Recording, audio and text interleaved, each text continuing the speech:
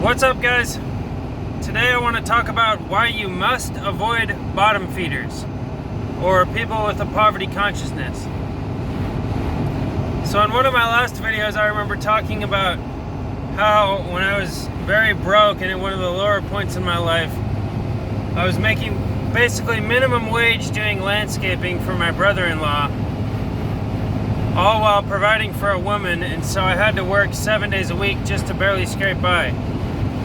And that was one of the big turning points in my life, which really made my mindset switch. And I learned a lot of lessons in that time. But one of the more powerful lessons I learned is you have to avoid bottom feeders. And so, what is a bottom feeder? A bottom feeder is someone who has a scarcity mindset. Someone who is more concerned about the price of something rather than the quality of something. It's people with really bad cognitive dissonance, especially about money.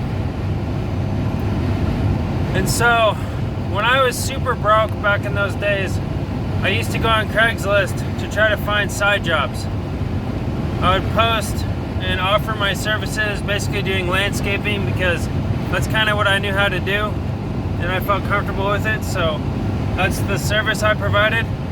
And so I would attract a lot of bottom feeders. And the reason because this is I had low self-esteem at the time, and I was kind of a bottom feeder myself. I mean, I was making minimum wage. I was working, 10 to 12 hours a day, but I was still broke somehow. And so I would have considered myself a bottom feeder. And it kind of goes into one of my old videos that talks about your reality is a vibrational match for you. And since I was a bottom feeder, I attracted a lot of bottom feeders into my life.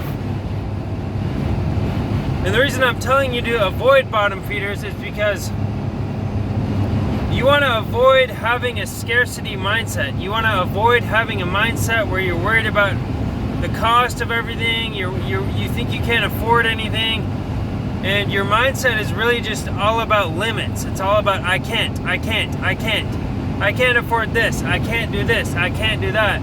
It's a mindset of endless excuses and endless reasons why you can't do something.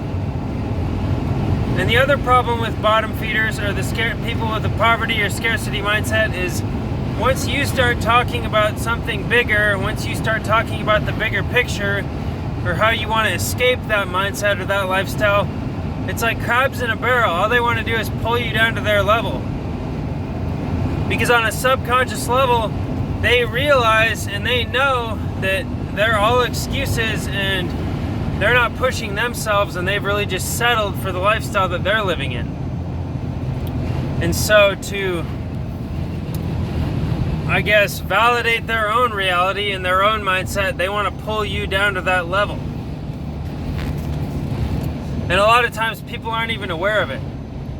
And the other and further to build on that, another point I want to make is just by being around bottom feeders, just by being around people with a scarcity mindset, the more time you spend around these people, the more it kind of rubs off on you.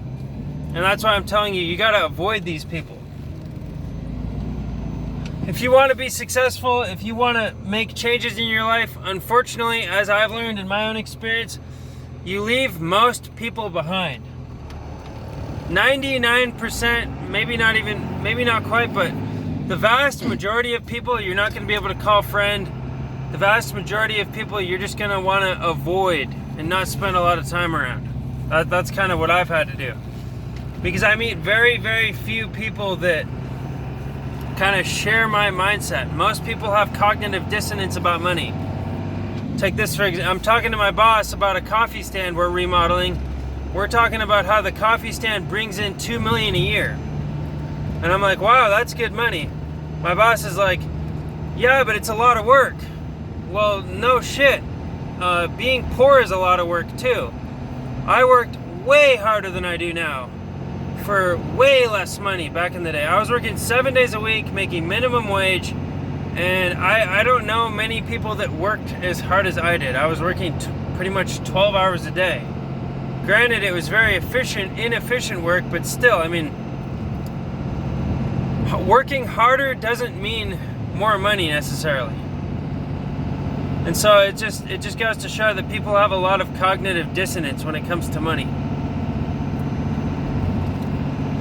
So anyway, guys, I hope you understand what I'm getting at here. I hope you understand the kind of trap of being around bottom feeders, because the real hard lesson and the tough pill to swallow is maybe you're a bottom feeder. And that's kind of what I had to admit to myself. I was definitely a bottom feeder when I was making minimum wage, and I was letting people lowball me and talk me down more and more and more, until the point where I was just kind of doing them a favor when I was doing my side jobs, when I was trying to scrape by. So anyway, guys, at this point, I avoid bottom feeders like the plague. I will not work for these people, and I'm pretty good at weeding them out. And I want nothing to do with them. It's no hard feelings. It's nothing personal. I just want people that value quality. I don't want people that are worried about how much things cost, worried about why they can't do something.